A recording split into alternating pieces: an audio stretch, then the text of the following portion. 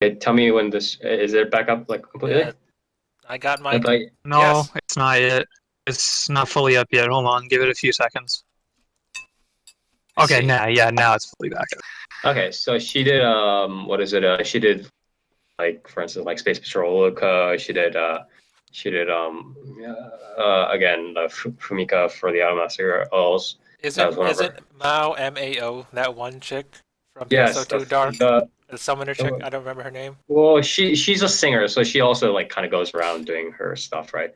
But the idea is She was also Gokai Yellow in Gokaiger. If that's the right Mao you're talking about. MAO? Yeah, MAO. Yeah, her. That's her. Yeah, she's mainly like a singer these days, I think. But or she at least she tried to do like a lot of songs. But anyways, but yeah, there's a lot of interesting voice actors here. So, anyways, thank you for the review. And any last words, Dark? Yeah, check it out. Who's your Especially favorite? if you want to hear new voices. The Genki girl, Momochi. Yeah, she's very again like the energy required. Like even I've heard like a lot of different voices, and it's like even stuff like going back to the girls or going back to the voice actors who did like the Futami twins, right, in Master, like keeping up that much energy, very difficult to do. Really any sort of performance thing. So it's like hope she can keep that up without like bad things happening, and best of luck to all of them, to be quite honest. Yeah, and especially to the newest newcomer of Minueshi, Right. because even though her role is like a more standard voice, she's still doing like really well with it. So Yeah. Dark, you still haven't mentioned the most important thing.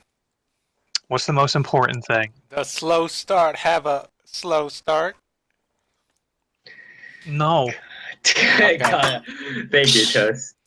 But anyways, we'll move on to the next one with Nier. And what series have you got for us this time around? Hi. I don't know. Whatever. Moving on. Are there No. I watched all of Devilman Crybaby, which is the Netflix original series. It is the most recent adaptation of. Did they work with other studio, a Japanese studio, or what happened there? Yeah, it's the guy that did fucking Tatami Galaxy. Studio Dean? Okay. Yes, Studio Dean, known for Tatami Galaxy. But it is the most recent adaptation of Gonagai's prolific manga, I would say. Probably one of the most important mangas for the seinen genre in like all of history, I'd say. Gonagai is also famous for Mazinger Z, Violence Check, etc., etc. And Devilman as a series has inspired shit like Berserk. It's even inspired aspects of Evangelion. It's a very important series. Very prolific, yeah. So when you say, "Hey, I'm gonna adapt the original manga," by the way, that's important because there's been quite a few Devilman mangas, but this is an adaptation of the original. And you say, "I'm gonna adapt that and put it in a modern setting." That's quite the undertaking. And I think they did a pretty good job.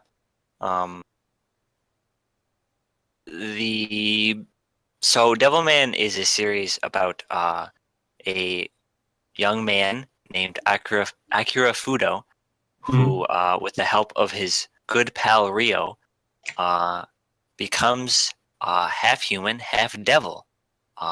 They go to this party called the Sabbath, and some people get murdered, and he becomes a devil. He becomes Devil Man. And in the original, it was pretty basic stuff, right?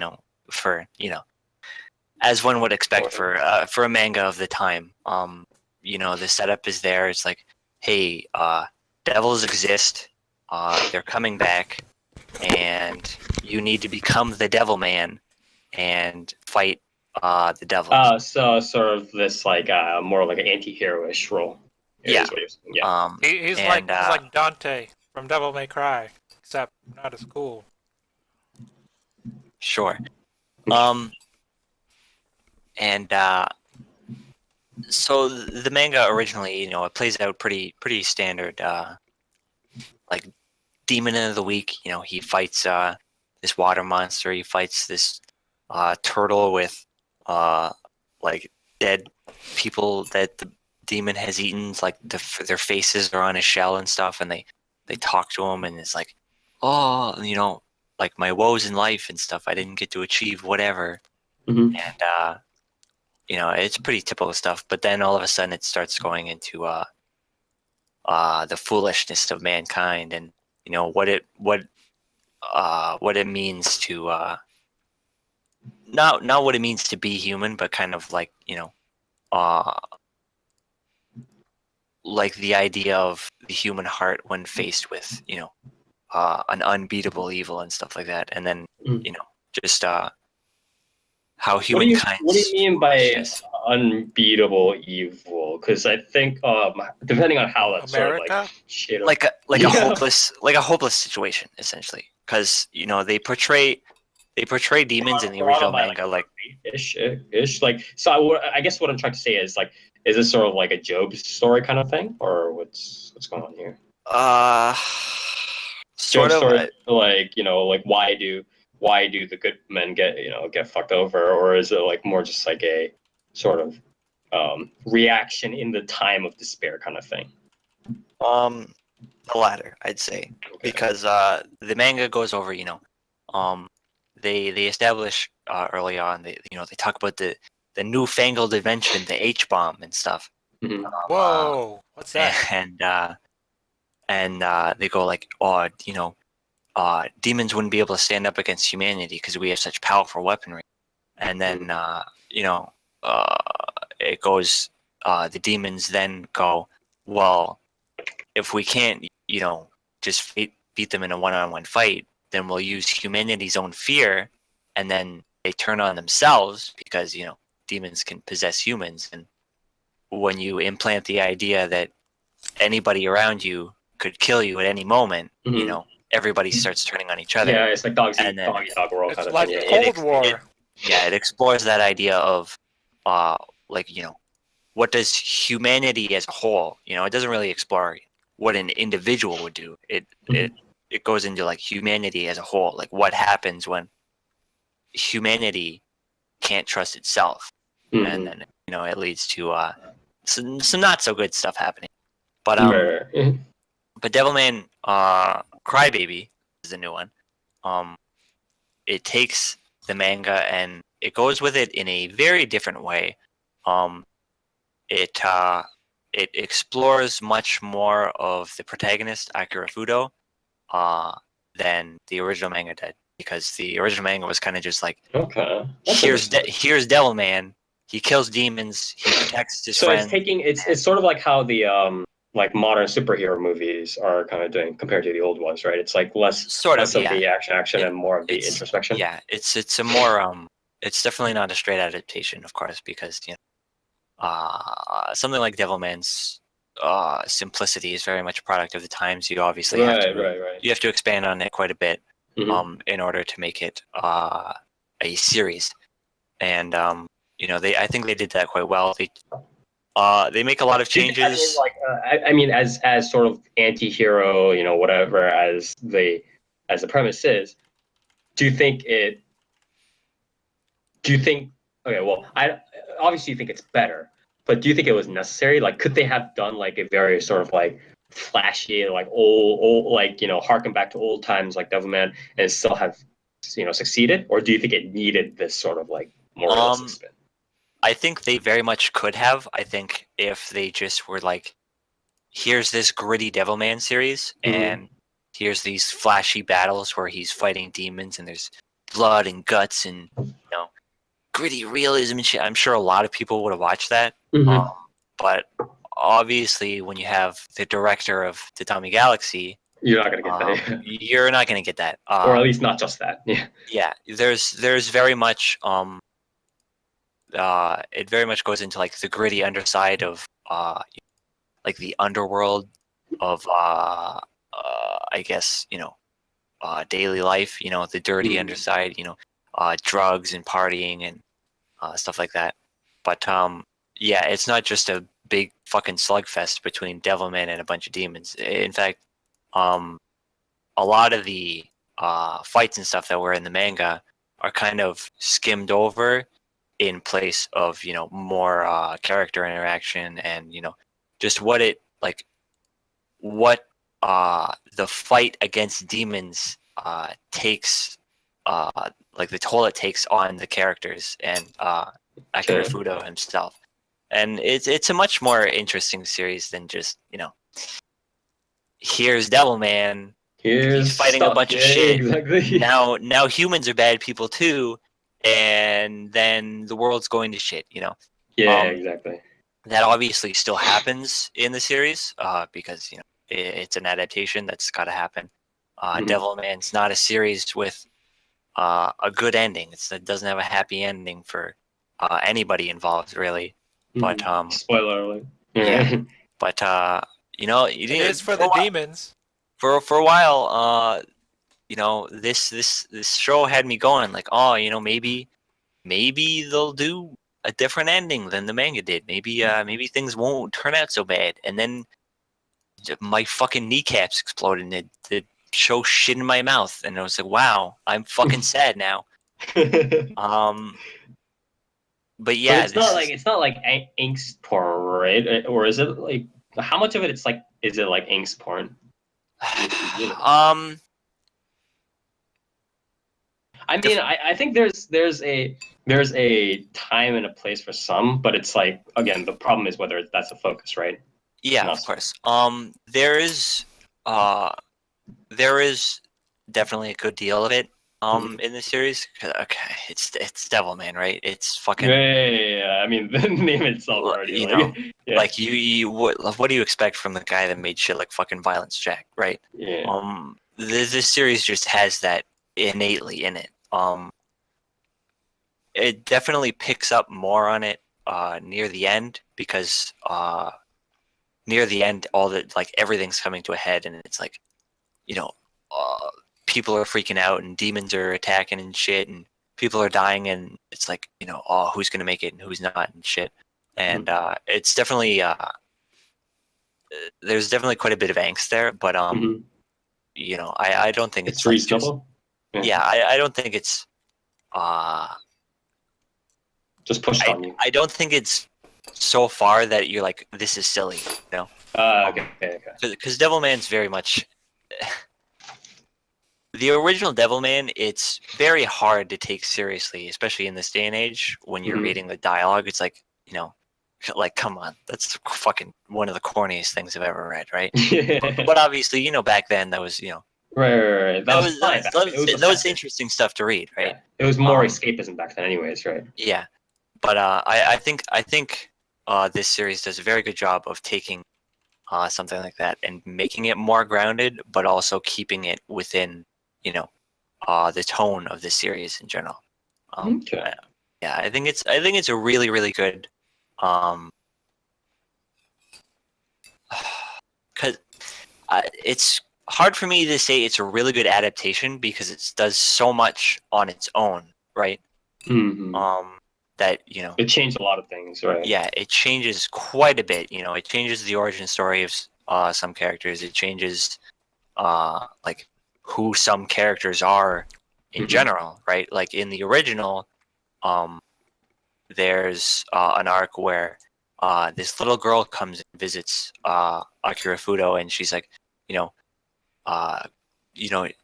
Akira's like, oh yeah, she's one of my friends. I hang out with her sometimes, and he bids her farewell, and she's she goes off on her own home, and and then she gets eaten by a demon, and it's this big emotional thing. Wow. Spoiler. They completely replace that character with somebody that's actually like in his family, and it's. I think it's okay. To make it's it a a much. little bit I think more. it's a much. Yeah, I think it's much more relatable. Emotional tool. But it's one of those interesting changes. They get like in the original, like the whole Rio discovering the existence of demons thing is because his dad gets possessed by a demon and he tries to kill Rio, and then he lights himself on fire, and then he's like, he was burned to a crisp, but it was twice as heavy and stuff like that. But wouldn't you be lighter if you burn yourself to a crisp because of all? Yes, that's the point. He's possessed by a demon, so he has two beings inside of him, so he's twice as heavy. Nice. But they replace the whole father thing with just some researcher in Peru, and it's like, sure, Yeah, I don't really care. Yeah. like you can do that if you want, whatever. Was the researcher twice as heavy as well? Yes, he was. Nice. They kept that stuff in, but That's the important stuff. yeah, there's some weird changes that are kind of just like whatever. There's some changes some people might not like. Like they changed Mickey from this Mickey from this like fucking. Oh, Mickey! I thought you said Mickey, and I was like, wait, what? Yeah, Mickey. Because in the original, Mickey's kind of a bully, right? She kind of bullies the main character before he turns into Devilman. Because the main character is kind of a wimp. He's kind of a crybaby, as is the subtitle of this series. And it's like a Spider-Man kind of thing. Yeah, and then he becomes Devilman, and he's tough. He's badass. He's got this Power. Yeah, he's got this power, and he's got a demon inside him. So he likes to fight people. So he beats up these punks, and then Miki's like swooning all over him. He's like, oh man. She's like, oh, sleep with me now, like kind of stuff, right? Like she's really, really forward, and like there's a scene where she straight up pulls a knife on some guys, and she's like, "You want to fucking go?" Like, they changed her from that to kind of a Genki girl, your typical female. But she doesn't like pull knives on people. Yeah, she's not a bully anymore.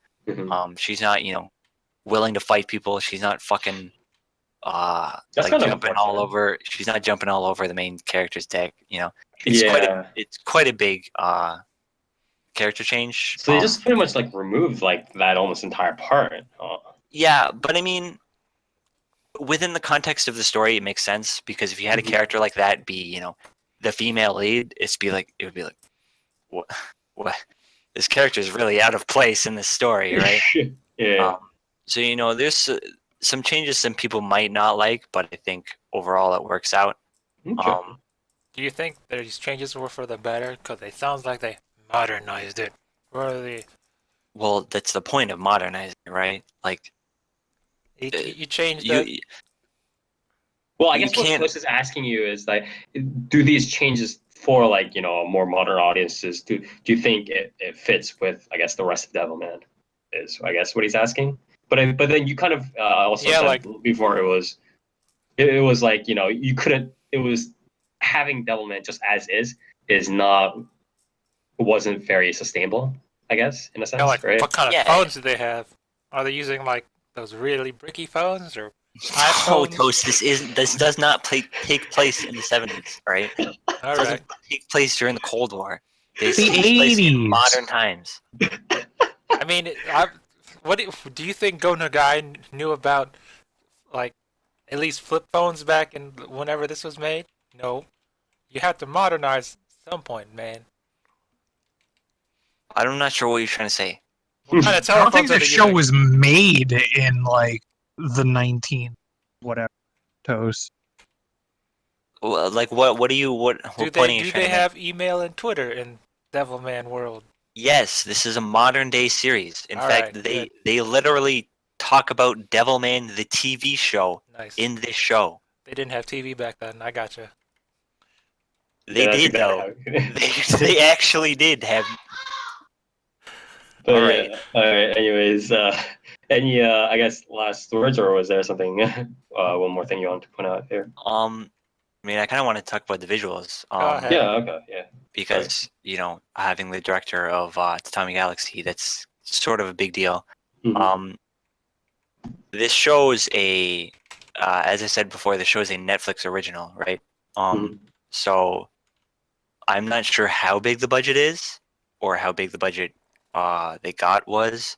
But there's definitely some points where you can tell they kind of skimped out on the budget. Mhm. Although, the show is very, very stylized. Obviously, being like Tatami Galaxy, it's sometimes gets away with it. But sometimes it's just kind of like, well, the character probably should have had a face there. Maybe. But yeah, other than that, I'd say it's a very impressive series. I think it did Devilman quite a bit of justice. Mhm. I think it did a very good job of being its own thing, but not straying too far from what Devilman is as a series and Right. kind of what Devilman means historically. Mhm. I think it was a faithful, independent take. Okay. Good. Good And changes overall, essentially. yeah, Yeah. a very good series, very impressive. Something that really impressed me. I wasn't expecting it to be as good as it was. So it's like the remake of Resident Evil, kind of good, right? Sure. Yeah. Okay. So I guess we'll end with that, and then again, is there another season coming out, or what? Is this like all of Um, I doubt it. I mean, Devilman doesn't really open itself up to continuation. it? Mhm. Um, Unless they do like the I- spin-offs. yeah, they might do like Devilman Lady. They might adapt that. But I doubt it. I think this is probably going to be all there is. Okay.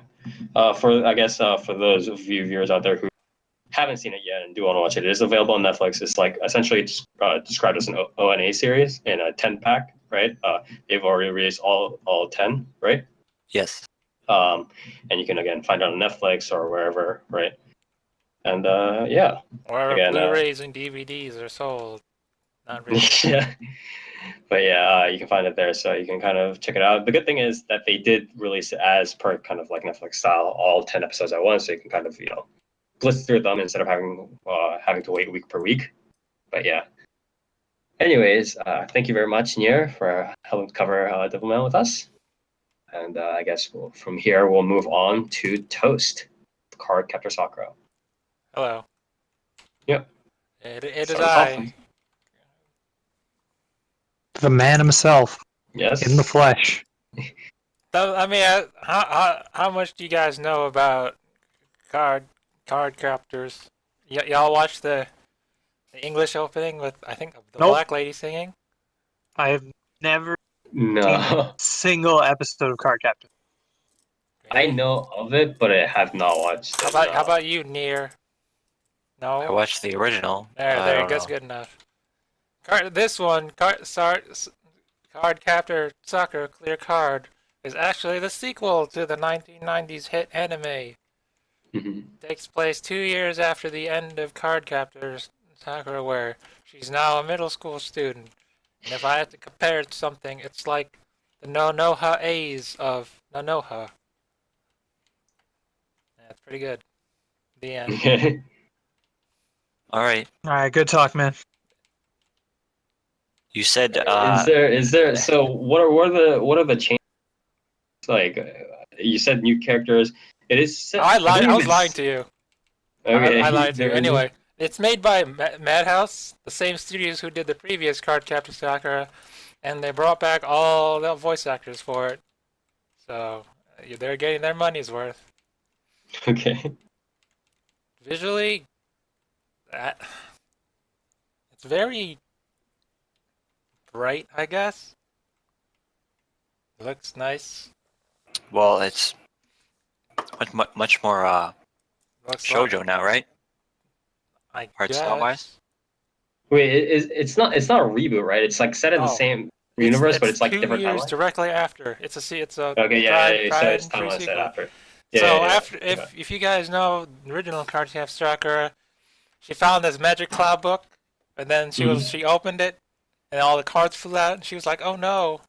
And then she has to find the secrets of the cloud, and get all the cards that were set free. So she dresses up in these fancy outfits made by her half cousin, Tomoyo, who films their adventures, and then she hits them with her staff, and they turn back into cards. There's some cards like the Windy, that cause wind. The Sword, which is a sword. The Rainy or whatever, causes rain. Bunch of fancy cards. And then she meets this Chinese boy named Xiaoran, who's like, "I'm the successor of this book guy you found, the book you found. Give me those cards." She's like, "No, they're mine." So they fight for who gets control of the cards. Okay. But then they fall in love, so it's like, whatever. No, it doesn't matter. Then there was this other Chinese chick that came in. No one cares about her. Like, that's first season is where she gets all the cloud cards. Hooray. Second season is where, to become the true successor of the cloud, she has to convert those cards to her own magic, so they become Sakura cards now. It's like, okay. And there's this whole big movie about that. Fast forward 2 years. The cards suddenly become clear, and she can't use her magic. Then she has weird prophetic dreams. And it's like, oh no. Alright, so this is just... And then in her prophetic dreams, she gets a new key staff, and there's So, clear what cards I'm floating wondering- around. So now I mean, she has to capture these clear cards, because she can't use her previous cards now. Yeah, So the end. what I'm wondering is audiovisual wise, obviously it's like gotta be better than the original, right? But is the stories like pretty much similar to the original? Yeah, because Is but now she lost her old cards, so now she has to get her new ones. yeah, I mean It's like Sailor I'm Moon not and saying- then versus Sailor Moon R. They gotta get Okay. new powers to combat this new evil. So I think a lot of it's pretty standard, sort of like the sort of magical girl stuff happening all over again, right? Yeah, Yes, yeah. it looks Okay. nice. Yeah, I'm not. I don't think anybody's gonna like pop up and be like, "Nah, it looks like garbage" or anything like that. But anyways, how are you finding this sort of? Good. I really like the opening. It gives me the same feel that the other Cardcaptor openings did. Okay. Well, I mean, So- that's his job, right? Yeah. Yeah. That's It's supposed Clamp's to be the job. throwback. Yeah. They do it Okay. really well. The end. It's really good. If you like Cardcaptor Sakura, you better Yeah. I watch mean, this. it's come back. Yeah. It's check it out. Oh, What if you have not watched it? you probably Like should. any of the original? I'm not gonna recommend. Do that you watch think it. no? But I mean, like, do you Should like? you Is it watch the possible original to first? jump in like that? Okay. That's the main question that I would You have. have to watch it. The I don't first think season. so, because this is a direct sequel, so you have to know about these cloud cards and whatever. They mention it, it's like, oh, I've never had to use the cloud cards ever since I collected them Yeah, all and turned them. That like I don't need to watch. I recommend you fucking will. series, I recommend you should. Okay. It's I guess from what I'm getting, it's sort of like how the Digimon or whatever seasons worked, or I guess even just like the Pokemon seasons worked in a Digimon sense, right? Where movie, it's the new one. yes, just like the different like seasons, like the first season and the second season, right? Where it's like No, because the only thing that carries over are like the two smaller, the younger brother and the younger sister. What's his name in Kyrie? They carry over. Other than that, they got new protagonists. So right. It's like you don't. I mean, there are like some information where you're just like, oh, that thing, like, right? But it's like, other than that, I mean, like, you don't need that sort of like wide foundational basis to Cardcaptor Sakura to watch Clear Card, right? Actually, probably not, but I would still recommend you watch the Yeah. because they're really good. Yeah, Yeah. that's what I was saying. Like, I was curious to know as if like someone would be lost Yeah, if like in terms they of had how the like story, decided to just check it out. Yeah. yeah. So Probably not Toast- because like the cards are all blank. She can't use those previous powers anymore. So Mhm. now she has to capture these new cards, which have totally different powers. So Mhm. it's like starting from And I- scratch. Yeah. Yeah, and I imagine in that case, then they probably explain like the old cards a bit when she Yeah. can't use them. Yeah. Okay. Yes. So again, Toast was probably just recommended, but doesn't like I if you're do just have gonna one go for it. problem with the show though, Okay. and that's with Sakura Tange, the Mhm. voice actor of Sakura Kinomoto. Maybe it's Okay. because she hasn't done this role in like 20 years, I guess. I mean, she's 44 years old right now, so But I can't unhear her as Nero anymore. It's like when she speaks, I think she's Nero. She doesn't sound like Sakura. You can hear it in the original. She sounds distinct. She has her own flair, but nowadays maybe because she's so old, she just sounds like one shy away, one umu away from sounding like Nero, and it's like almost there. It's like teasing me at it. it's never quite getting hard, there. honestly. I mean, a lot of the sort of 40-year-old plus voice actors, it's very difficult unless you have a very unique, like high register voice. Like again, with other famous voice actors like Imai Asami and Junichi Sobe and stuff like that, Sugita Tomokazu, you can hear a lot of them kind of. Sugita Tomokazu hasn't even hit 40 yet, I believe, but it's like it's very difficult for them to kind of go back to the Sakura sort of the younger like You voices. can't sound like a 10-year-old girl anymore. Yeah, again, unless you have a very unique sort of like high register voice, like Yukana would be sort of an example-ish, right? Where it's like she already has this like very unique high pitched voice that she was born with. But if you don't have that sort of thing, it's hard. I think it's. I mean, It's just a natural consequence of It's the like body. Yui Horie trying to act like a younger girl, but she sounds like Yeah, Yui the good Horie thing no is matter what. she's gotten other roles over time as like a much like older, like mature sort of like like voices, which is nice. But yeah, I do agree. I do agree. Anyways, any last words? It's nice. I like it. Okay. It is. I'm still considered. It's one of the top contenders of my opening of the season. Ending is whatever, but that opening's really good. All right. Anyways, thank you, Toast, for helping us cover Cardcaptor Sakura Clear Card. Hello. And with that, we will move on to our final series to cover, and this is this is the big one. I think everybody's been quote unquote waiting for in the podcast. Death March.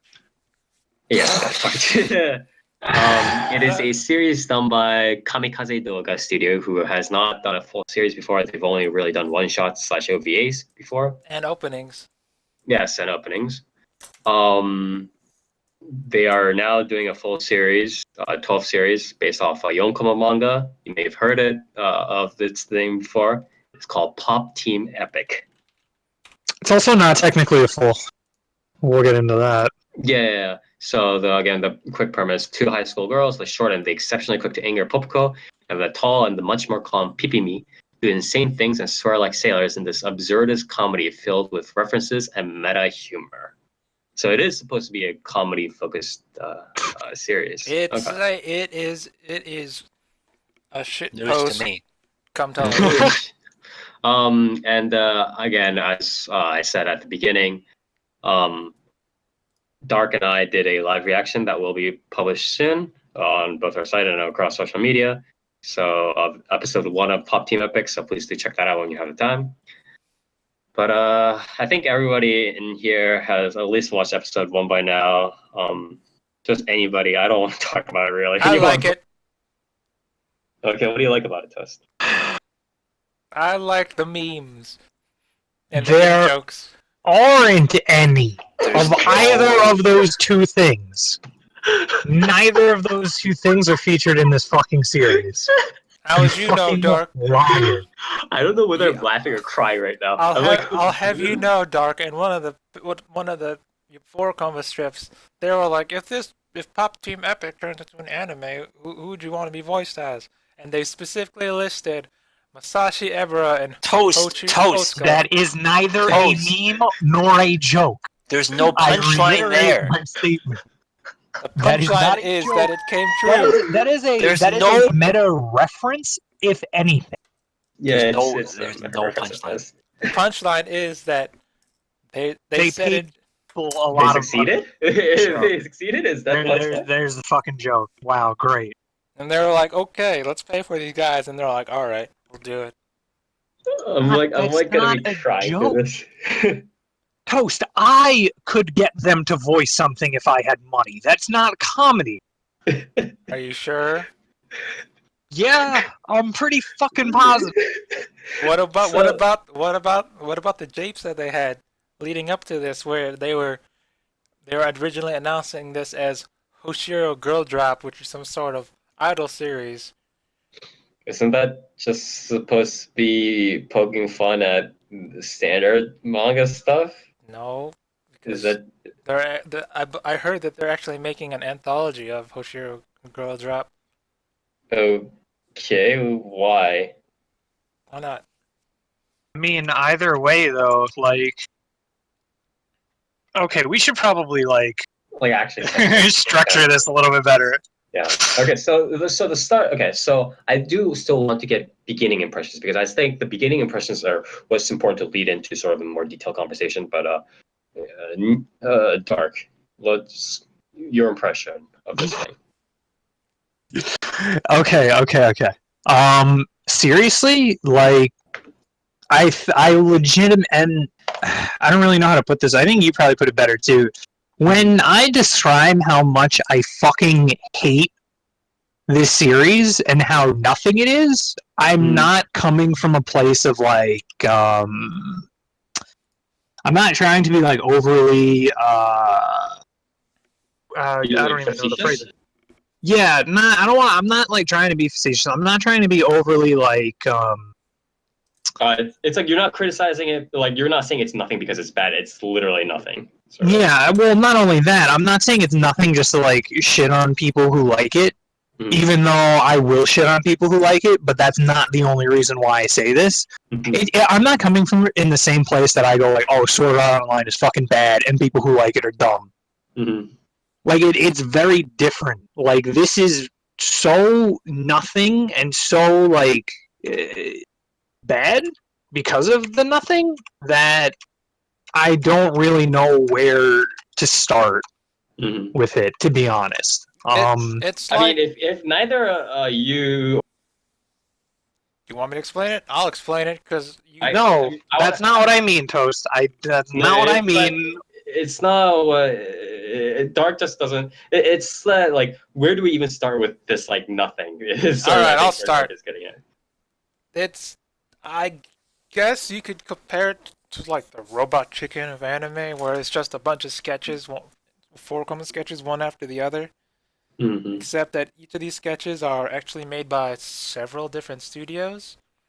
One of them is the Kamikaze Duga, who does the opening and some sketches. Like if you look at the title cards before each sketch, it'll list like who did this, and whatnot. And yeah, one of them is Kamikaze Duga. They're the head studio, but they do only some of it. Yeah. And then whatever. And then another one is Space Cat Company. Yeah, I mean they have all these things. A lot of them are tier 2 studios. They do like in betweens or This like is this is their first shot at making an actual anime. They never did any like big thing for this before. Yeah, that's true. My question is, so actually let me ask here because I do want to go through everybody. Like I want to get this sort of sense of like this atmosphere down here. What did you think of it? I'll ask the questions in a bit, but it's like I want to get impressions first. So I only watched the first episode. Right? I watched the first episode about 30 minutes before the podcast. I started it up, and I kind of smirked at the whole voice actors thing. I thought, the 2 voice actors they got. I thought, it was kind of humorous how they were voice acting, schoolgirls and stuff. I was like, oh, that's a neat novelty. Mhm. And then I was going through the skits, and I was kind of just like, I was kind of confused because I wasn't really like I guess getting the punchline. Mhm. And then it got to the point where there's the skit where Papiko, the short one, I believe, Mhm. Yeah. it does the whole I think it was supposed to be Gundam, where like she's got the gun and then she shoots the two guys beside her, Mhm. and then the other girl teleports behind her and like karate chops her in the neck. And then it started doing that weird thing where it like just phases in and out between weird scenes. Mhm. And I'm just like, am I supposed to be like is this supposed to be funny? Like it just randomly jittering between scenes in a really fast like format, and the scenes are just like random references. I like This I is where don't know. I don't know where I'm supposed to laugh in this show. I don't know what the fuck I'm supposed to be laughing at. Like where, like there's jokes there.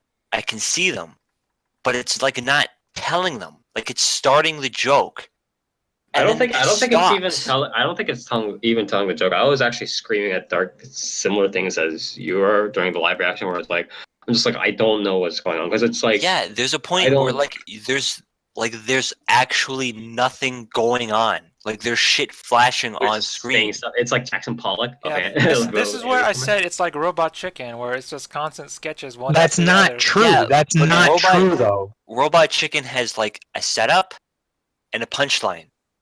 Also, This show has sometimes a setup and then it fucking moves on. Like the thing I puts something in front of your eyes and then it puts another thing in front of your eyes, and it's like what was I supposed to laugh at there? Like the, there's a split second of Skyrim. Was I supposed to laugh at that? There's a split second of a Berserk reference. Was that supposed to be funny? Like I don't know what the joke is there. the thing I find kind of weird, or the slight difference I do kind of find is that so Robot Chicken, let's say like let's ignore sort of the core of it for now, right? The reason for that will become clear in a bit. So Robot Chicken, like as a show, has a sort of context. Not and what I mean by that, or the context or background. What I mean by that is like it's just like weird like late night show, surrounded by sort of other degenerate sort of late night shows, right? And it's supposed to be this like you're supposed to sit back on the couch and kind of laugh at it and be like you're like fucking drunk out of your mind kind of eating whatever like lazy like whatever like TV dinners or some shit like that, and it's this like little older show that you're just kind of like you just whatever shit away the time with, right? So that's sort of regardless of how shitty or good or whatever Robot Chicken is, there was this sort of context to it that made you understand what the authors were trying to, or what the writers were trying to do.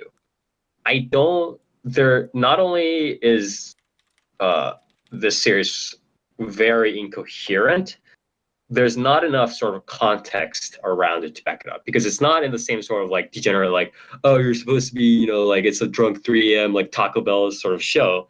It's just like it's just as you said at the beginning of this coverage, it's a shitpost, right? And it's like. Is like, am I supposed to view this as some sort of like expression of like as like an art show-ish thing? But it's like it's sort of like expression of art is this sort of like graffiti, right? But it's like the graffiti is memes instead. It's trying to mix in this like modern culture and like call it like a more like artsy like or is it sort of like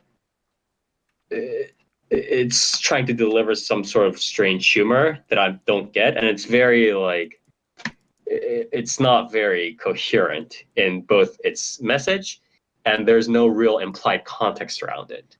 You know what I mean? Because it's just like an anime that's like out there and it's calling itself meta, and then it just does stuff. You know what I mean? I mean, isn't that the point of non sequitur comedy, where you say one thing but it no, completely doesn't make sense in context?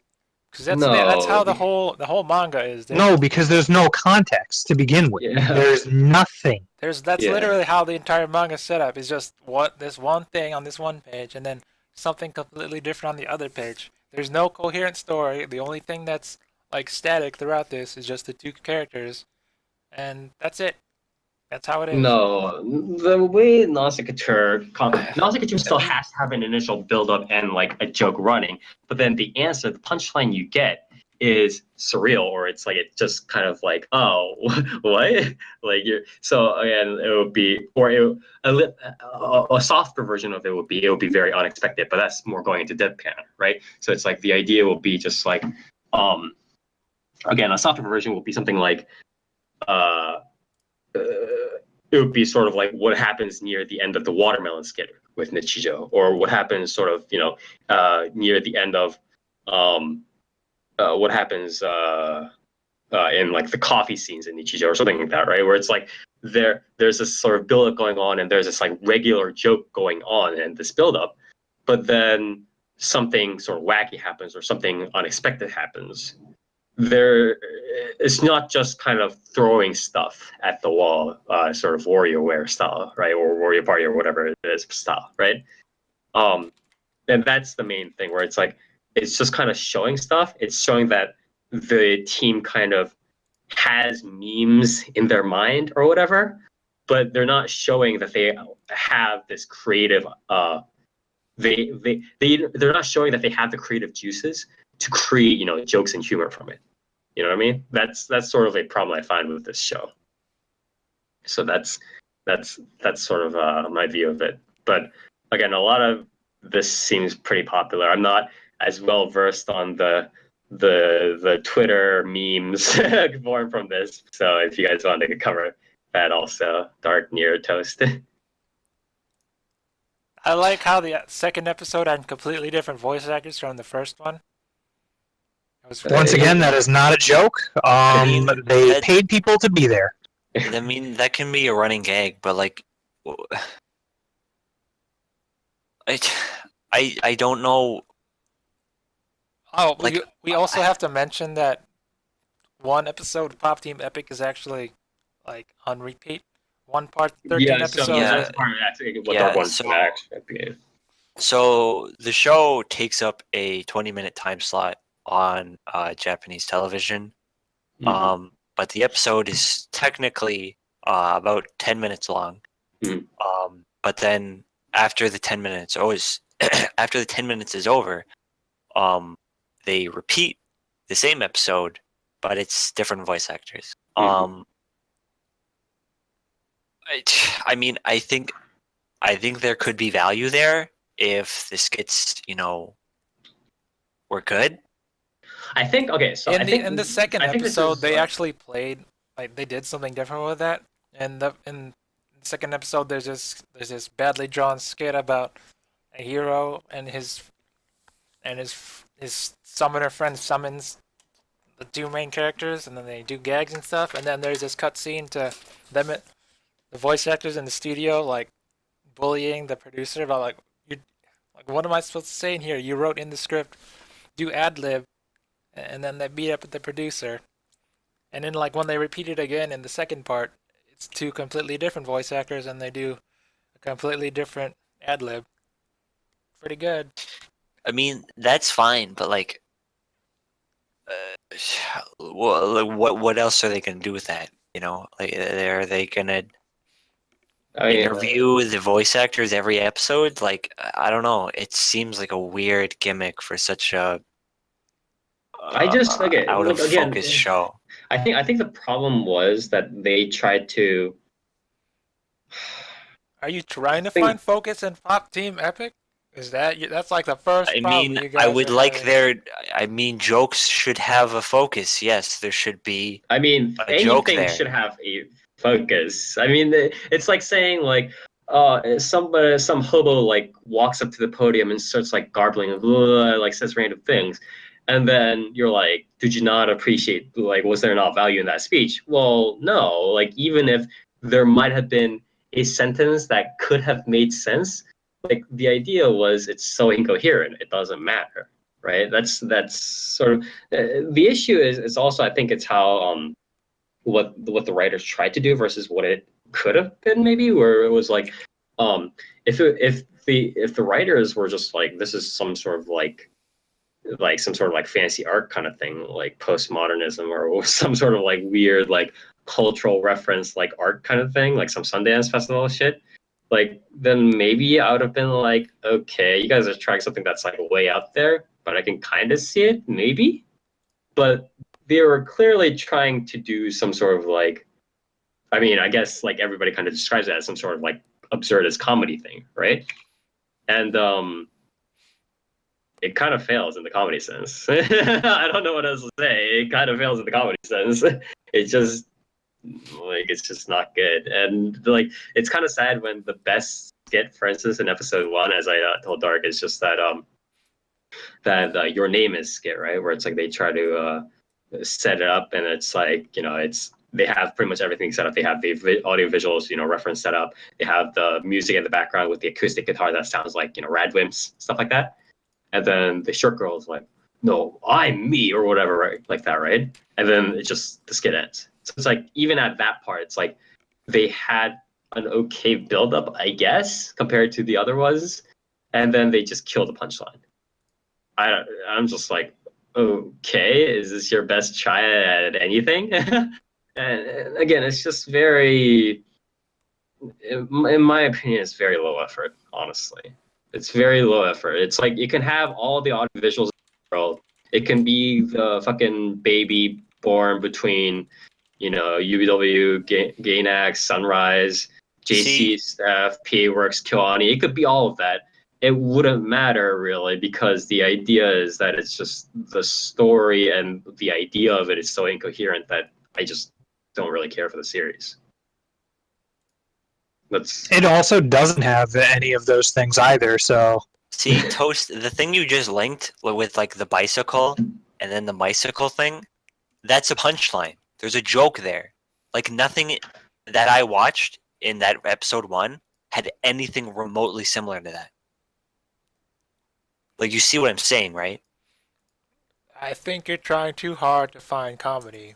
Like, I mean, so then what is it supposed to be? Why does it exist? How am I trying hard to find comedy in a fucking show that's made of comedy skits?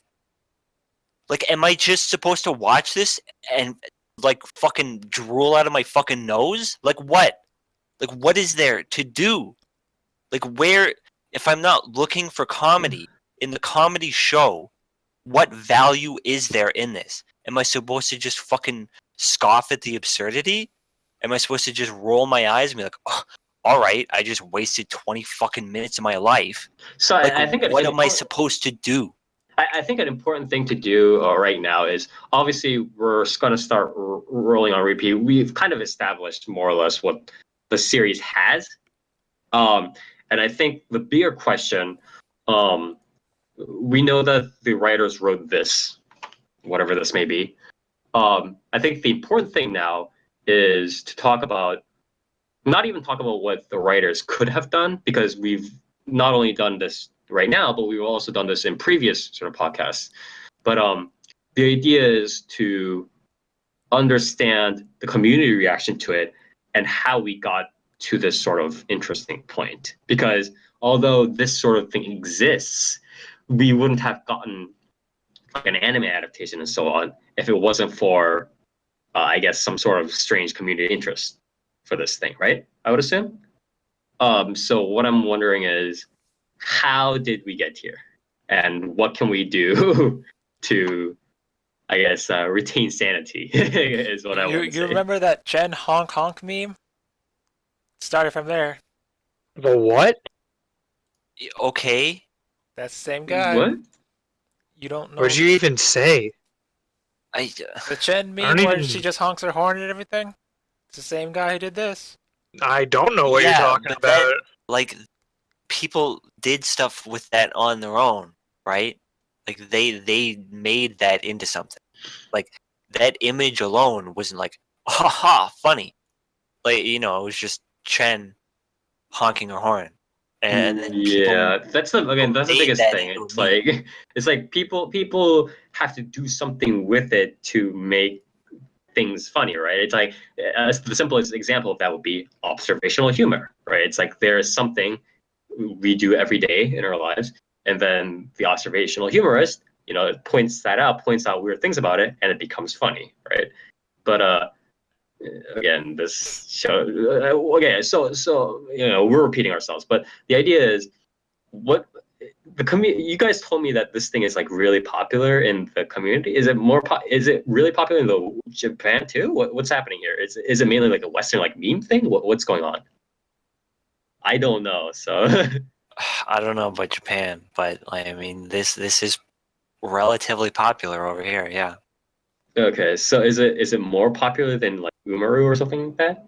I In, I don't know if I don't think I'd say that. I would say an underground circle, sure. Okay. Like, Um.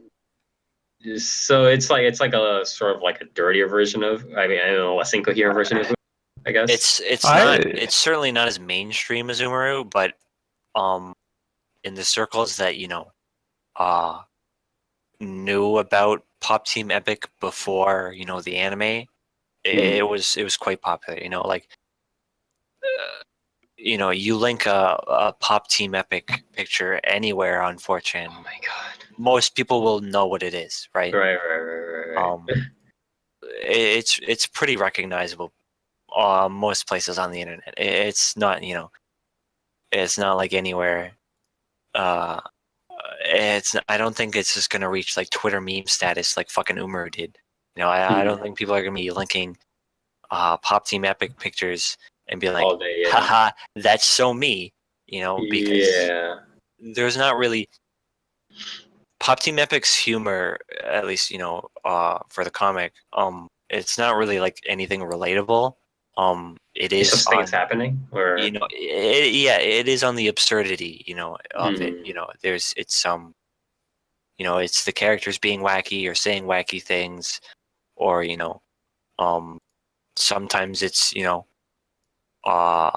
sometimes it is the nothing happening that is the funny part. Like there's that one where she's like about to beat up the cuckoo clock, and then she's like or in so and so minutes or something, in 30 minutes, your life now. is dead. Yeah. Yeah, and then the comic just ends, and it's the joke is eventually the cuckoo clock will go, but you don't get to see that, and it's like that's the joke is she's waiting for the clock to hit a certain amount of time in order to beat the clock up.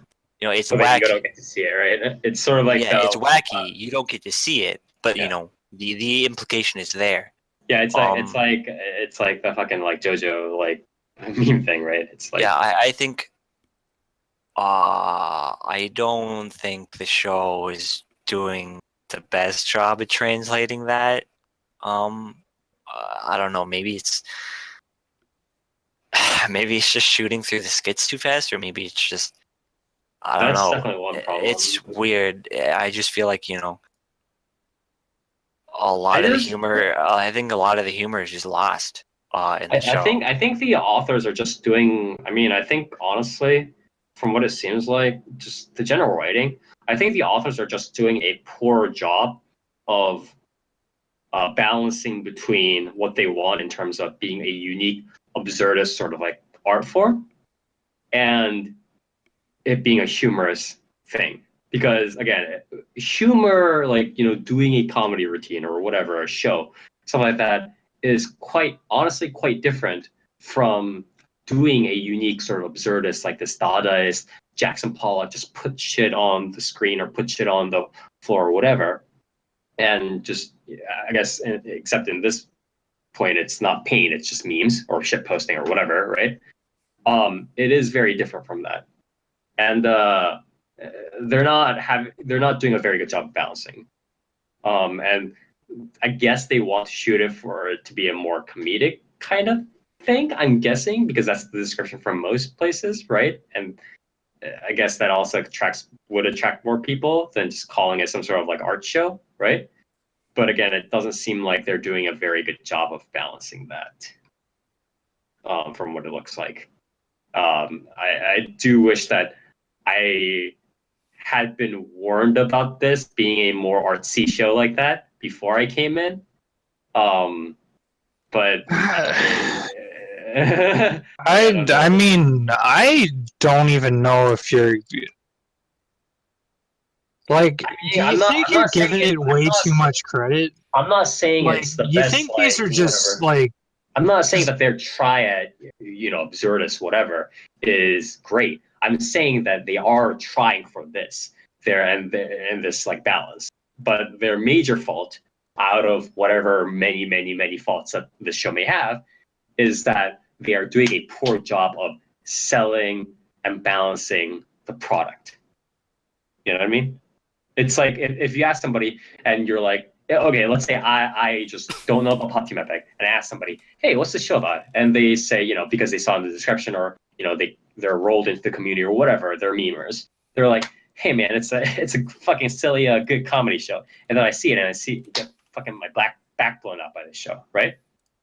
And so then, in a sense, I was sort of misled, right? Not necessarily because the humor is bad or whatever. That's another barrel of worms, but because it was not so much humor as it was this sort of like display of like absurd things happening, right? And absurd things can happen in art, in random art, as well as in humor focus, right? But it's not like it's like they did a bad job of both selling this as that sort of like fucked up mixture, and they also do a bad job of portraying this like balance in the anime, is what I'm saying. Like forget about the quality of what they do in the absurd part and what they do in the humor part. The problem is this balance is fucked up, and the way they sell it is fucked up. Does that make sense?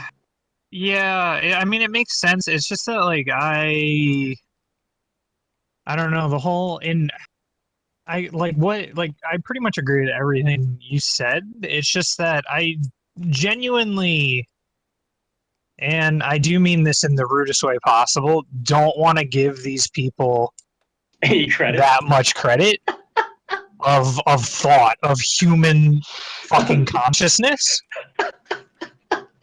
So like that's where I'm like kind of struggling with. Yeah. Like you're dropping these names, and I'm like, yeah, but like I personally think that these people might just be fucking stupid. Yeah. Just TQ levels of like split between genius and stupidity kind of stuff. But so I think the most interesting discussion that came from this is again the community reaction to it and how people are going to be. What do you guys think the future of this sort of thing? Not only of this reactions to this Pop Team Epic is specific, but the future of more quote unquote meta / parody / satire / reference heavy stuff is, because this like I said it was a little bit more smooth progression where it was like we had these reference trivia stuff like that, and then we had a little bit more that was like focused but vague on the references, like Umaru, like fucking gamers that had a backbone of a standard story, with standard plot devices, but then had these sort of like vague, non-licensed, references sprinkled around a bit. Nyako was obviously the exception, but whatever. Let's skip over that for now. And then we have arrived at this point where it's like Pop Team Epic essentially takes out those standard story elements, these backbones, and now it's just memes. It's just memes. So, but it's not even that though. It's just name dropping. It's just slideshow. It's like a slideshow of like references. Like the biggest thing for me, and not the biggest, but one huge like sort of signal to me of like what like this is fucking bad was the quote unquote Pokemon skit in which all it was Pokemon. Yeah, it was just like here are the starter Pokemon, and then it just cut. Yeah, and I mean it did the same thing with Berserk too, where it's like, here's Berserk. You ever seen Berserk? Yeah, okay. And then it's just like Skyrim beginning. I mean, the Berserk one was fast. It was fucking immediate. It was like less than half of a second. But like they did the same thing with the Totoro one, where like I guess the joke was the fact that Totoro was like blurred out, Because which I mean lessons? was I guess. well, I mean Is that what? the implication that like we don't want to pay for the license, so we'll just blur Yeah, out exactly, Totoro, but we'll make the Totoro reference, Yeah, exactly. There's obviously there's novelty there, Mhm. but again it's just here's the reference, and I don't know, they're not They really didn't doing try for the anything with humor. it, right? Yeah, they didn't try for the humor. Like the Skyrim reference that people were freaking out over. It's like it's It's just the Skyrim. beginning of Skyrim. It's just the beginning of Skyrim. It's literally the first shot you get in Skyrim, and it's like, well, all right, that was that, and it moves on. I don't know. It's just it's so it's there, but like what do you do with it? Yeah, I feel like this is again. This should be less. I mean, because these people are going to animate these things and adapt these things and make these things as long as the community kind of stays the way it is, right? But how should the community sort of respond to these in the future? I think there needs to be almost like a thing where it's like we need to like it's like there needs to be a different response to this. Like we like this. I think this memeing has gone too far. These? What do you mean these? Do you mean just like shows like Umaru and reference shows in general? I mean, that? the idea of reference shows in general are not a bad idea, but the way this progression of like kind of how do I even say this? Just not really putting in the effort as so much as just putting out the references. It's just being like, oh, references, see, is honestly getting very tiresome. And this is, I guess, to elaborate, I would have to point out, what is it? When I talked with you, Dark, right? The formal term I used again was devaluation of empathy. Devaluation of empathy, in both definition and in sort of impact. So what I mean by that is empathy, again, defined as sort of being able this idea of ability to relate to people, or the sort of scale degree to which you relate to people, right? Or the feeling, I guess, also. So before, I don't mean to say before, I guess, but in a lot of other sort of series that are actually decent, you have these relatable, like multifaceted, more complex, more like several different things, like 2 or 3 or 4 or 5 different things that you relate to, and then they all combine to create this large multifaceted sense of empathy, right? So it's like, oh, like puberty as an entire sort of like concept, not only as concept, but like these different events, linked events that happen to describe puberty as a sort of concept, and then you're like, oh, I can empathize with that because all these things happen. And that's why I also feel like this when the character reacts this way in puberty, and there are all these things happening, right? But now it's being sort of devalued in a definition to, oh, this, and I know this, so I can relate to that. So again, the whole a simple example would be in gamers, right?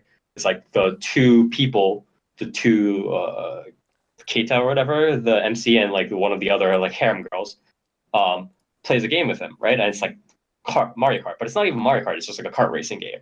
And people were like, wow, that's so relatable. And that's a devaluation of empathy, because all you really see is just this terminal thing. Like, oh, he plays kart racing games. I know about kart racing games. Wow. And this sort of like, it's a very shallow way to approach empathy, right? And then after that, it's the devaluation of empathy as an impact, right? Where it's like, if you only,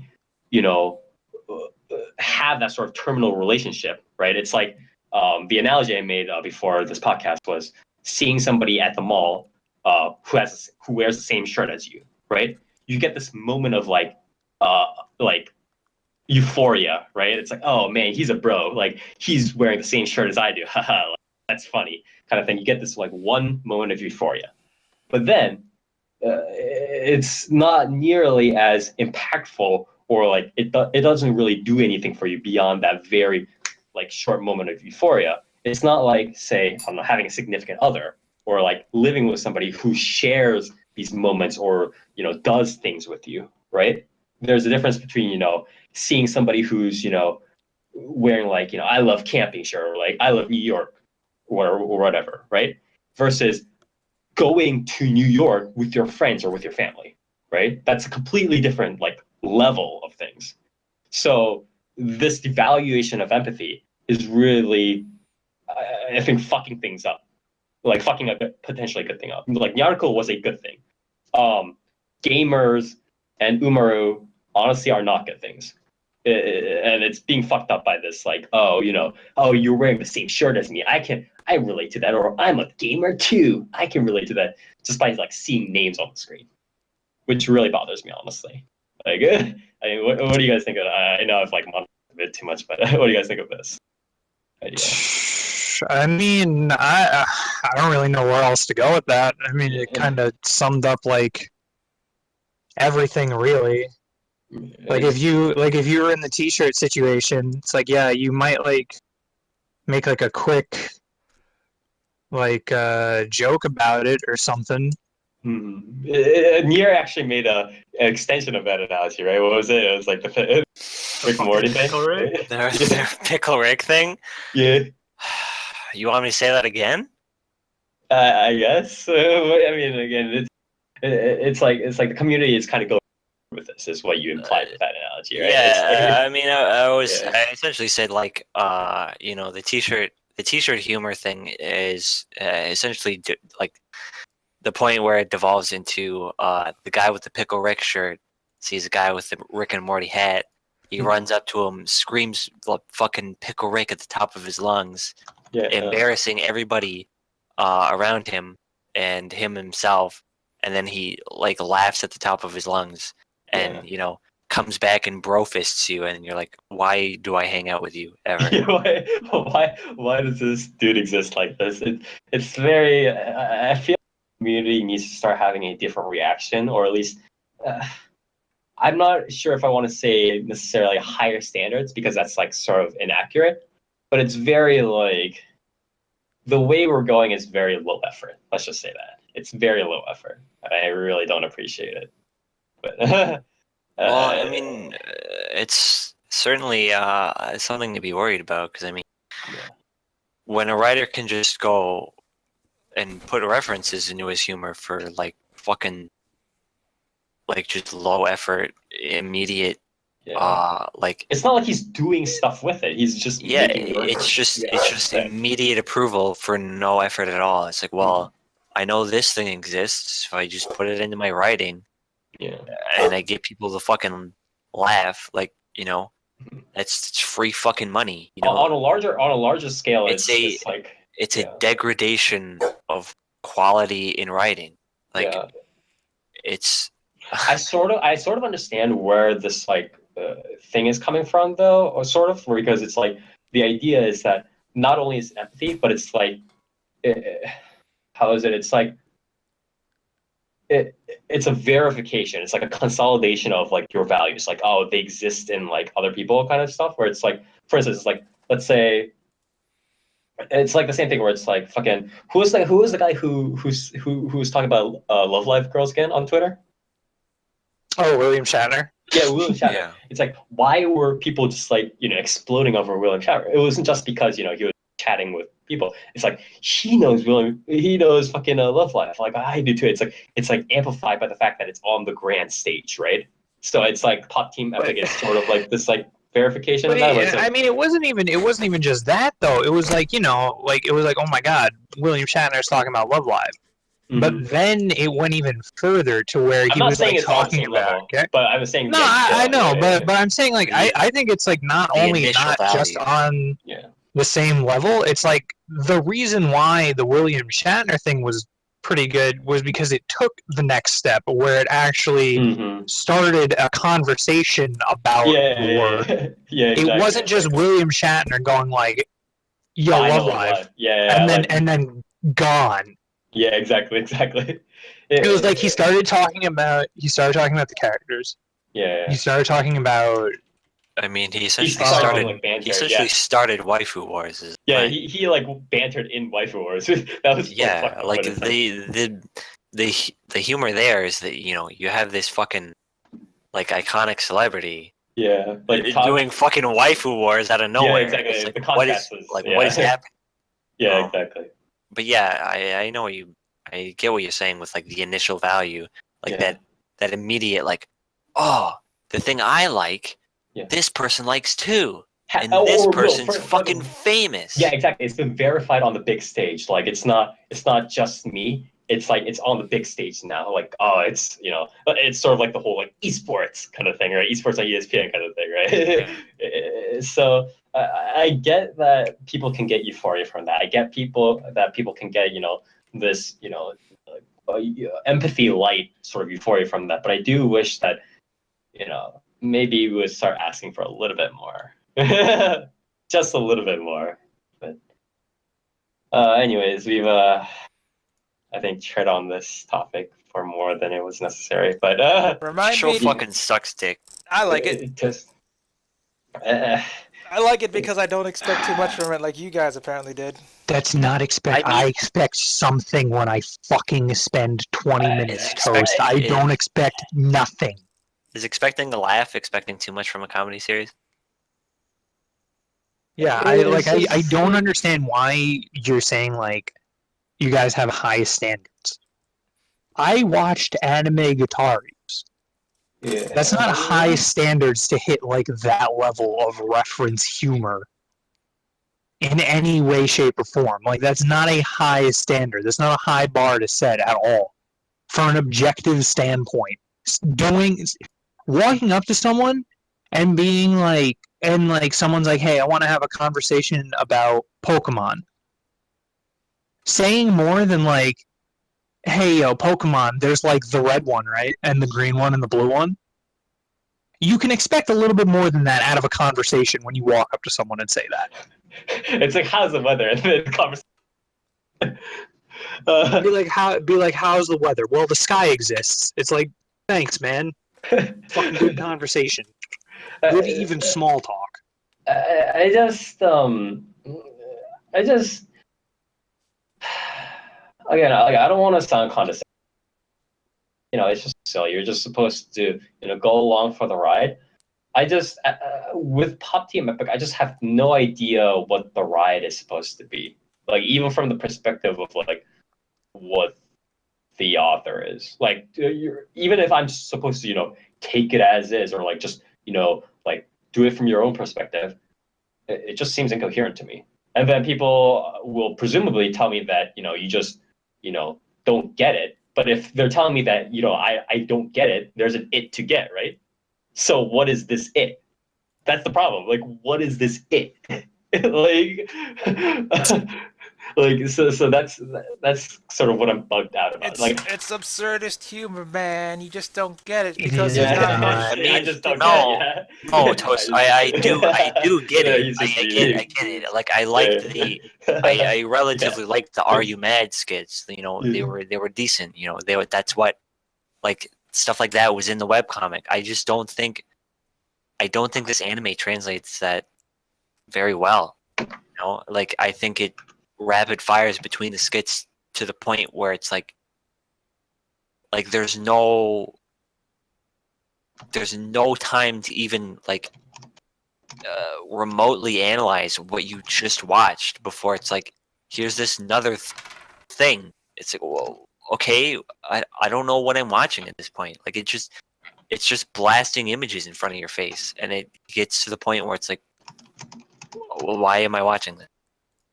Yeah, I think this will be very interesting, honestly, like even more than something like Recreators or Rumor or whatever, to really kind of watch the community like decide like how do you want to think about this, or like is it just gonna like go underground, like it's sort of stay underground, or is it gonna come out and like we're just gonna have a discussion on like is this even like funny, or like are people gonna argue over it or whatever, or are people gonna smooth over it? I'm like very interested to kind of see what it is, and again see the it that people don't seem to get. Right? Again, it's like. I mean, I honestly think it's just gonna be praised for the fucking irony of it. Like people are gonna be like, irony of haha, what? like Yeah, haha, This Pop anime has Pop done Team Epic nothing. Anime of the Year. This Yeah. no Because it's other anime not has great. done this. Like Pop Team Epic. Yeah, It's Yeah, like it's gonna be the fucking. It's like ironic weeb, the anime. It's you know what I it's mean. very Like unfortunate. I've been saying this for a while, but a lot of people are gonna be like, "Yo, Pop Team Epic Anime of the Season." I haven't watched a single fucking episode, but it looks funny. It's Yeah, like and it seems like it's meta enough. This and the blah blah blah. the people But who it's like Adult Swim stuff, like maybe what's it called, Tim and Eric, or Eric Andre, that kind of thing. Why do you keep bringing this up? They might like this show. It's this No. type of surreal humor that makes no sense. That Eric people on. like.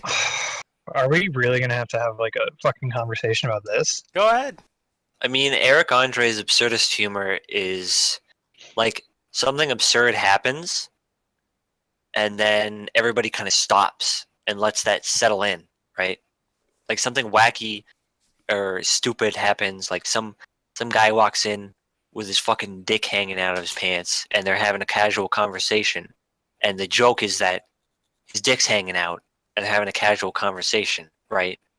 Or like the fucking Kraft mac and cheese guy comes out and everybody boos him off stage and he's fucking dancing on stage and shit. It's like there's absurdity there, but it gives you the time to absorb that absurdity in and be like, wow, that's there's also wacky. additional humor of it. Yeah. Yeah. Not only that, but context completely matters with those things too, because it's like you can see why it would get a laugh, like especially with like you're talking about where it's like guy walks into a thing and his dick's out and he's having a casual conversation. It's like the context is that the people around him don't know that this is a skit going on right now. Like even when it happens in studio to like Hannibal Buress or Eric, that half the time or like you can tell when they know about it and when they don't know what's going on, and they have to just kind of roll with it. Big Greg says, why do you need time? Are you saying that Pop Team Epic is a big brain show? No, I'm not saying that I need time. I'm saying that the humor has time to settle in. In Pop Team Epic, there is no time for any humor to do anything. It's immediately assaulting you with 700 different fucking things at once. Like it's just rapid fire. WarioWare is what I describe. Like there's no absorbing anything, because if you even remotely try to absorb anything, you get fucking overloaded with stimuli. Like there's no point in trying. To upgrade your RAM. Like there's a very big difference between needing time to absorb something and having time to absorb something. There is no break with Pop Team Epic, and that's not a good thing. Yeah, it's again, we were sort of going or repeating our tracks where it's like it's pretty obvious what this show is, and more importantly, what it is not. But again, as I said, I think the more important thing is where the community, where the audience, the fan base will really go from here, and that's honestly the most. It's gonna stay in the Danborough 2chan community. And you think so? Yeah, you think it's gonna kind of stay under? More than likely, I don't think this is gonna explode onto the Twitter sphere or anything. It's mostly gonna be in chants and stuff. I thought it was gonna sort of because people have been sort of normalized to this Umaru kind of thing, right? So I thought people were gonna kind of assimilate it more. Is what I was. People who watch Umaru are not gonna be ready for this. They're gonna be like, "Oh, this looks cool," and then they're like, "That is pretty true." They're gonna mention it once, like, "Oh wow, this first episode's so good," but then they're never gonna mention it ever again. I don't even think they're gonna say this first episode's so good. I'm gonna be honest with you. I don't mean this in a condescending way. I don't think you could think that first episode was good and then drop the series. I think they're gonna do what I said they're gonna do. They're gonna say Pop Team Epic's Anime of the Season without for a fucking ironic joke, even if they have watched it.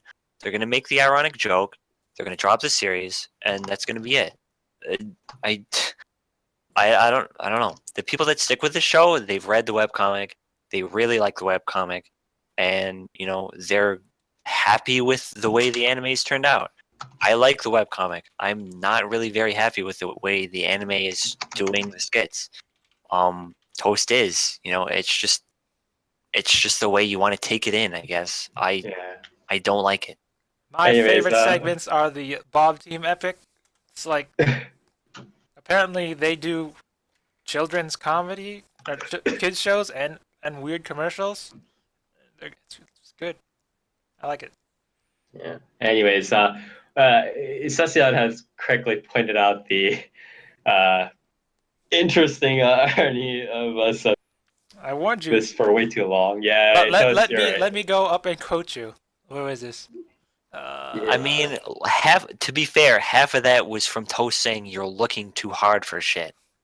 Also, I'll take the blame where I'm just being like, I was sort of trying to, kind of comb over things, right? You're taking way too long to find. Like I said, you're taking way too long to find it. I was like, all right, you're not.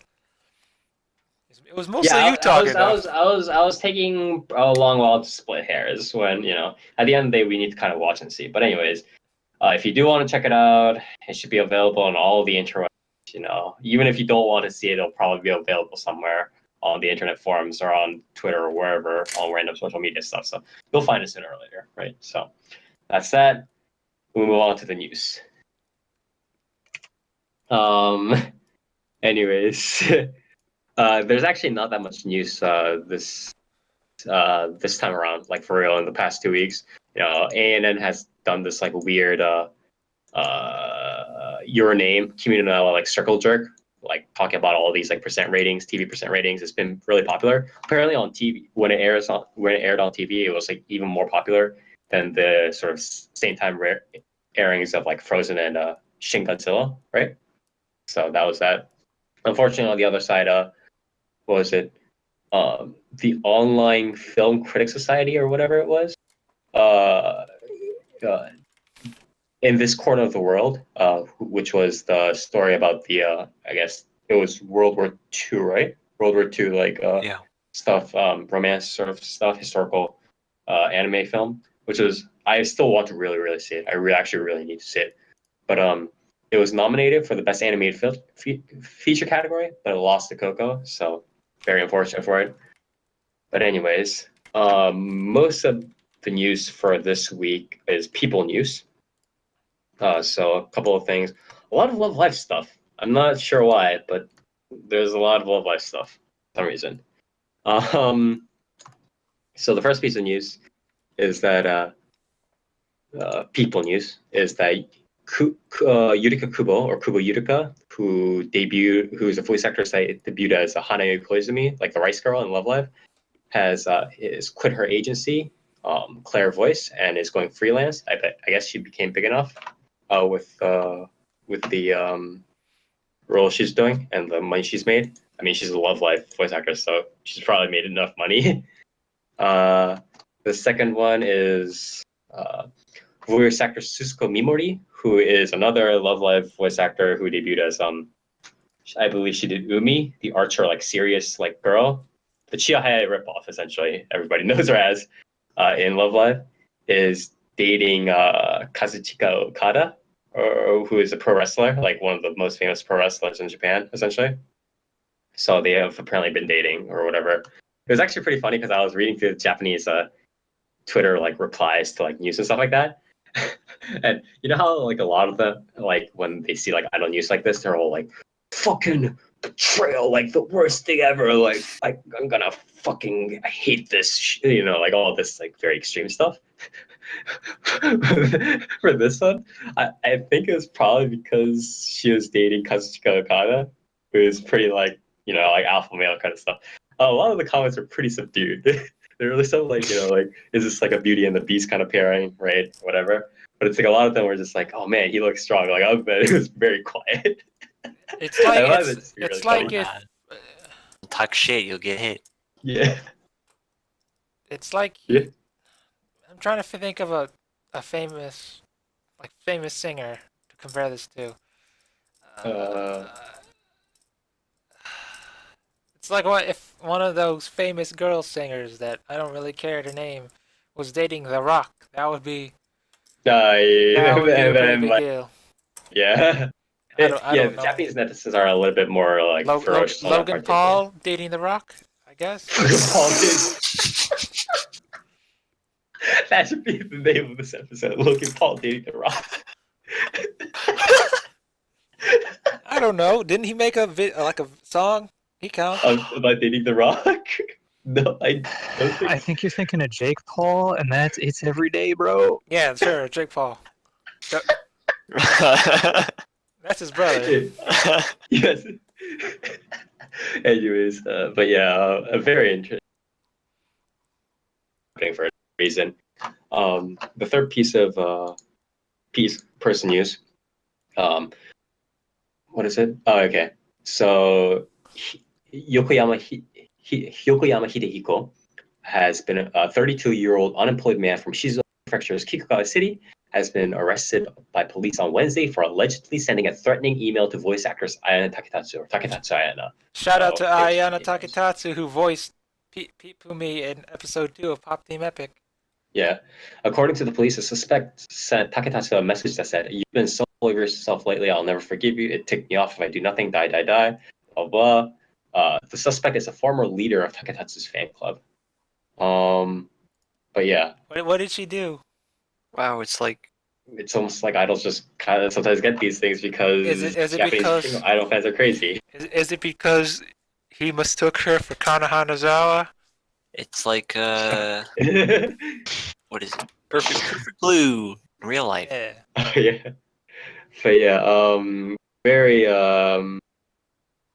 again, worrying as usual. You know, the darker side of these sorts of industries.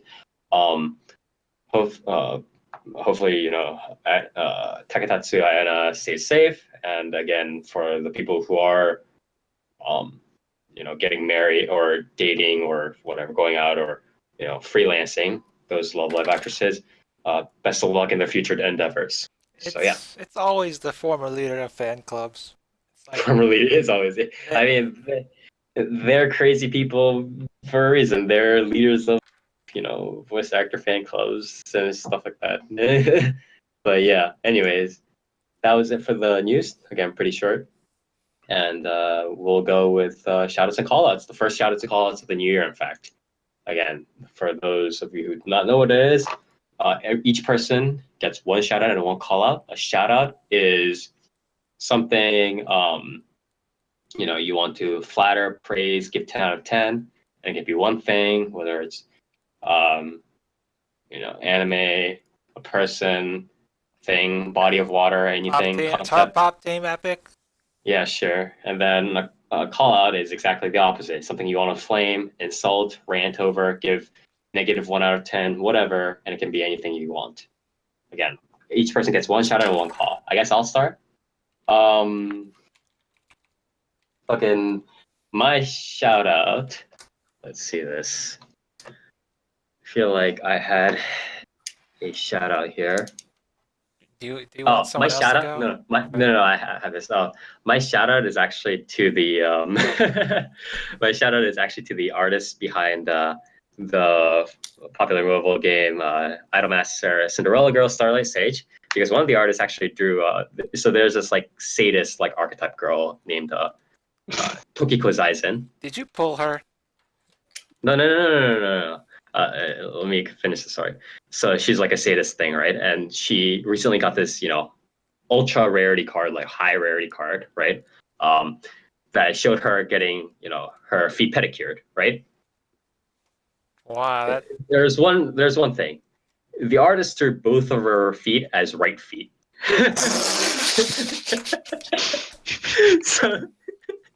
So instantly just, you know, started spreading around the internet, and it got fixed later on. But it was great because she's like a sadist, you know. So I started just like shit posting it. I was like, it's like, what's better than you know, what's better than having her step on me with her right feet? It's having her step on me with two right feet.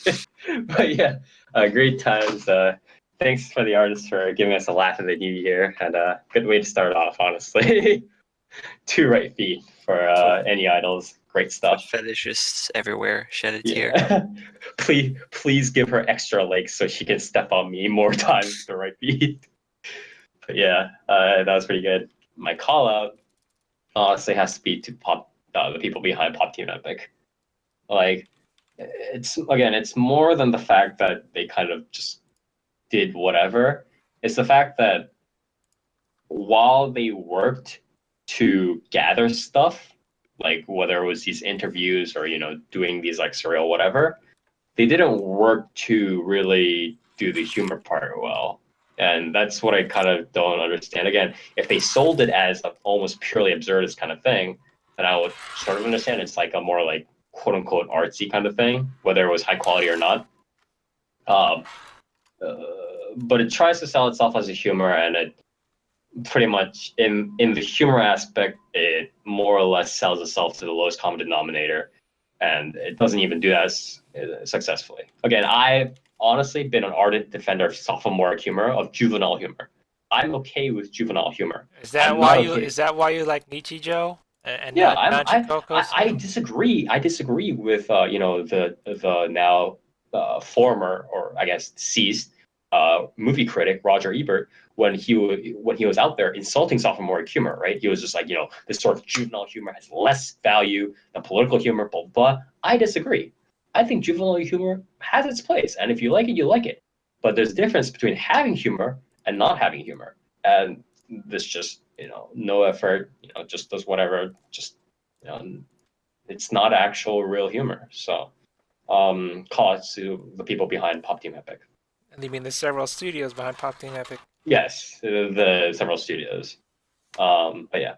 Anyways, Nier. Shit. Shoutouts to Devilman Crybaby. The season just started, and it's certainly an interesting start when the season just starts and Netflix releases an entire series, and you blast through it and you're like, wow, this is probably going to be my anime of the season. I was really surprised by Devilman Crybaby. I wasn't expecting too much from a Netflix original series, because Netflix. Netflix is a big company, but that doesn't mean they were going to be throwing around a lot of money. They do some interesting stuff, yeah. Especially with the situation they've been in for a while. But it was really good. Shortcomings aside, I was really impressed. I was really surprised, and I genuinely think that it has a very likely chance of being my anime of the season. Probably not my anime of the year, because the year just started, and it's kind of a silly thing to call. But yeah, really, really impressed me. Callouts go to Arc System Works, because last night, right? Yes, I believe. They revealed that BlazBlue Cross Tag Battle, the upcoming tag team fighting game from Arc System Works, is going to have an initial cast of 20 characters and an additional 20 DLC characters. Seems good. I don't know who's making calls like that at Arc System Works, but whoever comes up with the idea to lock absolutely half of a fighting game's cast behind DLC should immediately be fired. I'm going to blame Combo Fiend. They should really not be working on a video game. Yeah, it was very unfortunate. I don't honestly, I don't know what they were thinking. I was kind of excited for BlazBlue Cross Tag Battle just because it was going to be Kusoke. It was going to be fun to just stick around in. Mm-hmm. But now I'm not so sure, You're do kind of not. just like angry, yeah. Especially after don't- the DBZF pricings, right? Yeah, DBZF is like $190 for me on Steam. To get like the game and then all the DLC. There's no way I'm gonna pay that much for a video game. And for Blaze Blue Cross Egg Battle, I don't want to buy a game and then pay an additional $35, which for me would likely end up being $45, just to play the other half of the cast. Like that's absolutely ridiculous. I don't know. I think hopefully the backlash is strong enough that they'll be like, all right, maybe we'll rethink that. But I don't know. I think it's a really bad call on their part, and very unfortunate. whoever made the call should definitely maybe rethink their position. Yeah. All right, Dark.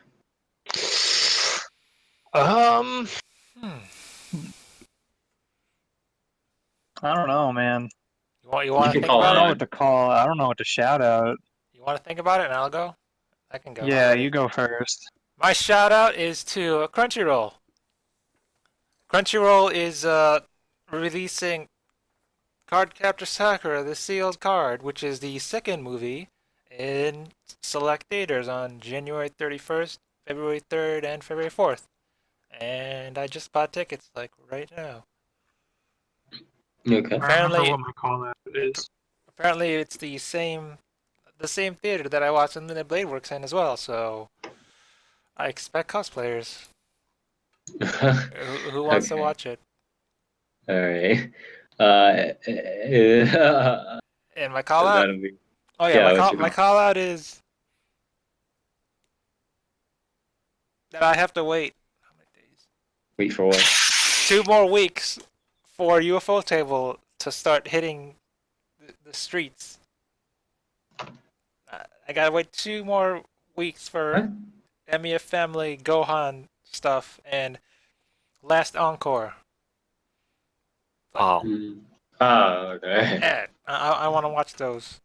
Okay. I'm waiting. Okay. I remember. Yeah, it's like what? Is MEF Family Gohan stuff the reason why Heaven's Feel is taking 3 years? No, don't. That's not why. But yeah, again, I guess thank you for your shout out. Yeah, that's also my news segment.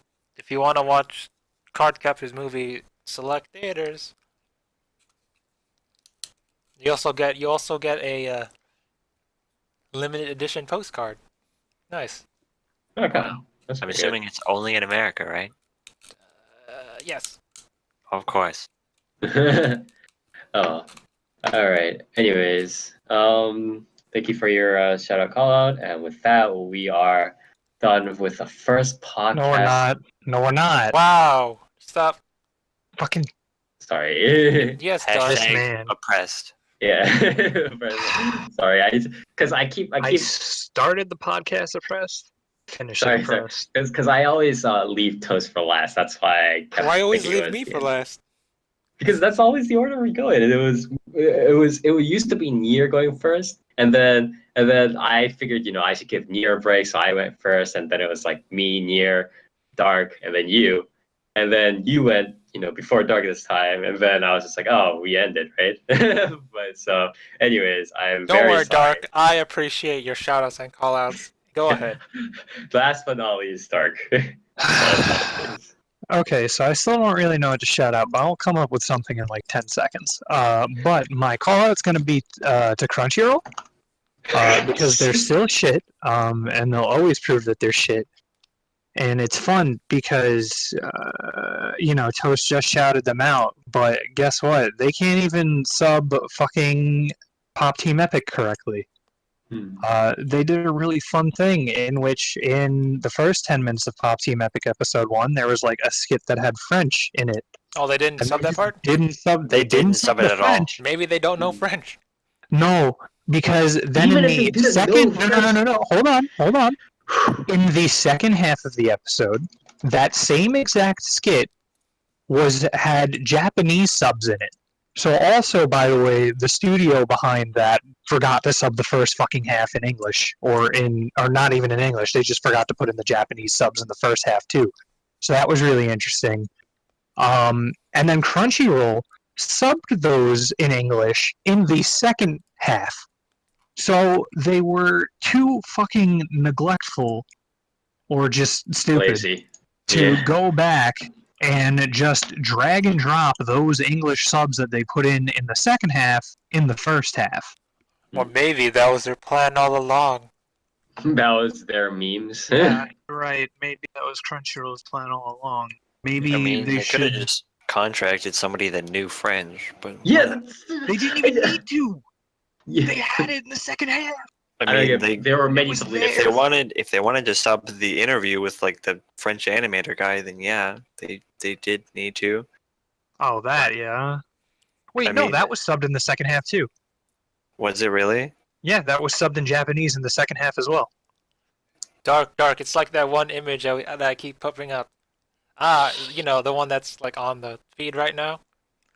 They put that in the first half so that you don't feel bad that you didn't understand it in the second half, so you can truly understand it. No. It should have no. been subbed. It should have been subbed. Absolutely. There was no reason for it not to be subbed. Yeah. Big Rig gets it. But yeah, Shout out to Crunchyroll for not having a French speaker in their midst to sub their Japanese anime. Or they not could have even just dragged and dropped the subs from the second half to the yeah, first it's half. the once again. authentic. It's the authentic. You don't need. It's the authentic weeaboo experience, guys. You gotta understand. But anyways, yeah, Dark is struggling with the cultural barrier apparently right now. Crunchyroll is a paid service, by the way. Yeah. People pay money Hashtag out of their professional pocket. service. Hashtag professional service. But yeah, anyways, we are done with shout out to No, we're not. My shout out is to God damn, PSO2. My shout out is to PSO2 because it had a cool boss and it's a dragon with actual boss mechanics in it, unlike a lot of their bosses, and it's really fun to fight. Did you get Shout your out to that game. Did you get your gesture from that fight?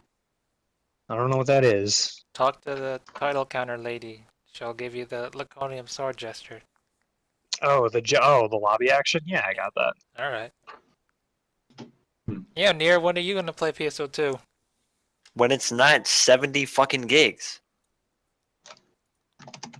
Yeah, well, with that, we are going to end the podcast again. First show of the year. Thank you all for listening in to both the chatters here and the viewers here and the listeners out there.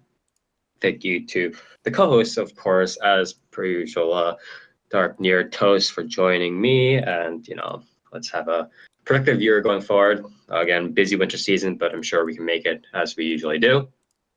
If you do like what we do, we stream every other Saturday starting from 10 p.m. Eastern Standard Time. Talk at twitch.tv/4PlayerAnimecast. That's with the number 4, where we talk about the latest and greatest in Japanese animation-related media, anime, light novels, web novels, all the great stuff. And we sometimes stream here, some other stuff, whether it's Japanese games or whatever. We have our social media, of course, on our Facebook, 4PlayerAnimecast, on our Twitter handle at 4PBAnimecast, and on our YouTube channel where you can find all of our content, and on our own website at 4PlayerAnimecast.moe. 4PlayerAnimecast.moe, where you can find our content. We'll be putting our main podcast on there as well as sidecasts and other content. We'll probably have a live reaction there soon, so check that out as well. And yeah. Next time we'll be covering, more big names. I don't know when we're gonna be covering the final Evergarden. I'm going to be watching it. No. I know you're gonna be watching. I watch it. When do you want to cover it? Never. I don't know. I haven't seen the first episode, so I don't know. Me neither. Maybe the one after that, the next one. Yeah. Yeah, because that'll be by episode 6-ish, right? But yeah, probably. Yeah. Next week we'll have Fate, probably. Yeah, we'll have some Probably. interesting stuff as usual. But yeah, and the storm is coming, so watch out for that. But as always, see you next time. Stay epic, my dudes. You mad? You mad, bro? Me gusta. You guys remember the hamster dance? Okay, Shut up. there we go. I just